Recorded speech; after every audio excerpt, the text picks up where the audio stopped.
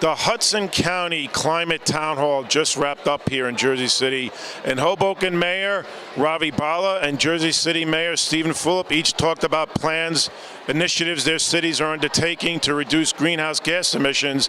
And Jeff Tittle, the executive director of the Sierra chapter of New Jersey, who took aim at Governor Phil Murphy because there are currently 13 fossil fuel projects waiting for approval before the Department of Environmental Protection.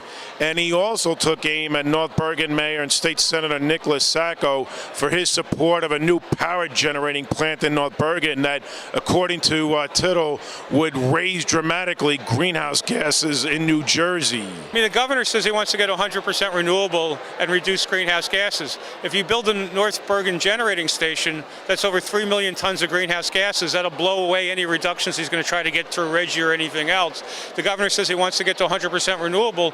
You can't get to 100% renewable if you're building power plants and pipelines. It goes against what he's saying. So what we're here today to say to the governor, keep your word. The only way you can get to 100% renewable and deal with greenhouse gases and climate change is not to build these fossil fuel pipelines and power plants. So is there any prominent renewable energy before the DEP? Is there any? Oh, yes. Right. There's a proposal in front for 1,100 megawatts of offshore wind that they're supposed to rule on by June. It's in front of the Board of Public Utilities now. Almost as much electricity as you'd get from this power plant. So Murphy is in favor of that. Well, yes, but the problem is if you invest in all these power plants, it's going to block that from happening. Block it? Yes, because you can only generate so much electricity. If if you're building power plants on shore, you're not going to be able to build offshore wind because you're not going to get the money to invest in offshore wind. It's going to the power plants. So in my last finish the last point.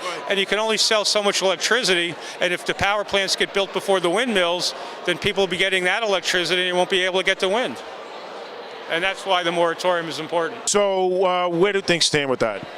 Well, right now where it stands is that the opposition to the power plant keeps growing. 49 towns in Bergen County have passed resolutions against it. We have support from Assemblyman Calabrese and the majority leader, Loretta Weinberg, in opposition to it. They're coming in now to the DEP for their air permits, which may take about a year for them to be able to get their application completely in and get it done. And that's why we believe that we have to have a moratorium in place, because right now, based on the current weak rules that the DEP has, they could not turn down the power plant based on the air permits, even though it's going to be the largest source of pollution in North Jersey and maybe even in New Jersey. And so we need to have a timeout so DEP can do their job and implement the Clean Air Act by putting in place regulations to deal with massive power plants like the North Bergen generating station. Mark Busevich reporting in Jersey City for Hudson County View, the eye of the community.